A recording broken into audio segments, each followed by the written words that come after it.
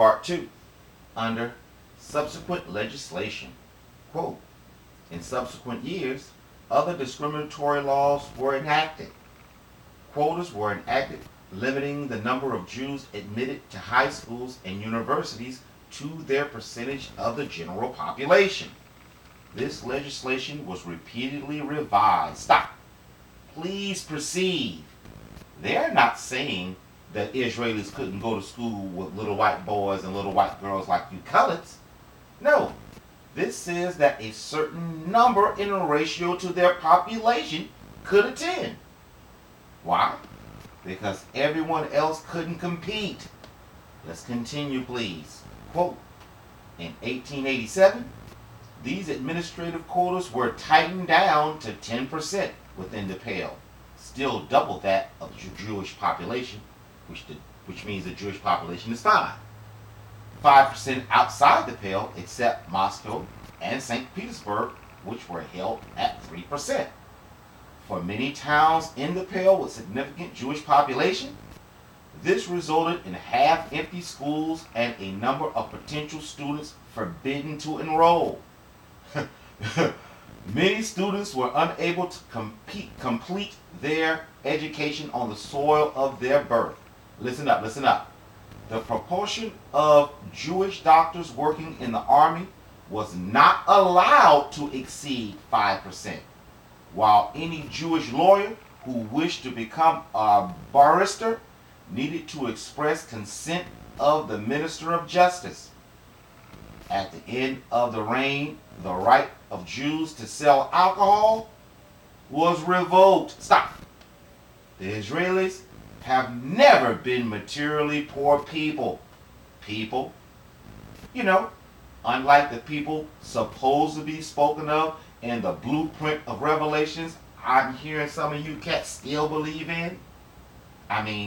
For it to say, quote, the proportion of Jewish doctors working in the army was not allowed to exceed 5%, that can only mean they had an access to population ratio of doctors who were qualified and wanted to be in the army, and lawyers who wanted to be lawyers, etc. Question: how many broke liquor store owners have you ever heard of? But I regress. But let's continue for more clues, shall we? Wait. Can you and I still agree? Because we're just trying to wade through this deception. Can you and I agree, no matter how improbable the outcome, what they say the reason for this and that is? Can you and I reason with one another and say, no matter what they say the reason is, mathematical evidence don't lie? I can't hear your answer because this is a video. But if you said, tread lightly, boy, but keep going, check out this number of people and tell me what you think the odds are in the comment section. Quote, in the spring of 1891, most Jews were deported from Moscow, except a few deemed useful, and a newly built synagogue was closed by the city's authorities, headed by Governor General Grand Duke Sergei Alexandrovich, the Tsar's brother. Listen up, listen up. About 20,000 were expelled, causing international condemnation. In his 9 December 1891 speech to the United States Congress, President Benjamin Harrison said, personal quote, this government had found occasion to express in a friendly spirit, but with much earnestness, to the government of the Tsar, its serious concern because of harsh measures being enforced against the Hebrews. In 1892, new measures banned Jewish participation in local elections despite their large numbers in many towns of the Pale. The town regulations of 1892 prohibited Jews from the right to elect or be elected to town dumas. That way, reverse proportional representation was achieved. The majority of town's taxpayers had to be subjugated to minority governing the town against Jewish interests. Listen up, listen up. The next year, the law concerning the names imposed criminal punishment on Joe. Let me say it again.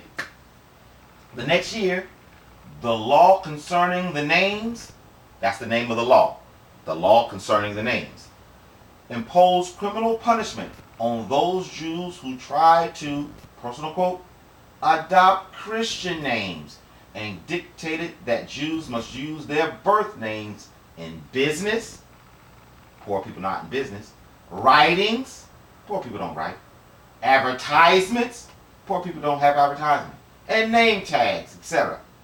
The laws remained in effect until 1917 and provided the impetus for mass immigration. In the period from 1891 to 1920, more than 2 million Jews left the Russian Empire. Most Russian Jewish immigrants settled in the United States or Argentina, though some made a hijra to Palestine. That's what I'm talking about right there. Then the province of the Ottoman Empire. Example, bingo. Do I really have to say very much in regards to the perception that the Israelis were a poor, ran down people? Or how, well, do y'all realize there were millionaires and billionaires, even at that time, living in the Pale? The Pale was a huge, huge area, right like that. Well, that's the Holy Roman Empire. But the Pale was a huge, huge area. Consisted of many, many different countries, bordering the Black Sea and the Baltic Sea. But you had millionaires and billionaire Jews living in the Pale. So don't think for a second, this is some if I was a rich man. No. That's propaganda bullshit. That's propaganda bullshit. No. Their persecution was because people got tired of their persecution, of their business practices. So anytime you stand up for yourselves and say, hey, wait a minute, enough, oh, that's persecution to them. That's not me. We read it in Wikipedia, people. That's not me. That's not me. We read it in Wikipedia. This was their problem. We read the laws. It was a finance thing, a higher finance thing. They were brokering real estate at a tremendous rate that you couldn't do. Thus, becoming slumlords. What the same old MO? Same old MO. Nothing's changed. So that's the reason why. But let me finish this out. Bingo.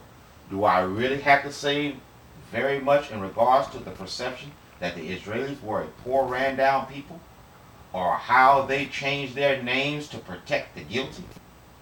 I hope not. But before I let you go, question: is Little Miss Ivy the only person who finds it interesting? Argentina has the 4th largest Jewish population starting around World War I, and it's occupied by over 3 million Germans up until this very day. I mean, what are the odds of people who knew better would migrate to the exact same location as those who put them in ovens? Wink, wink. Sounds to me like I ain't gonna say no more. No, I can't say that. I can't say that. But I regress. No, I don't.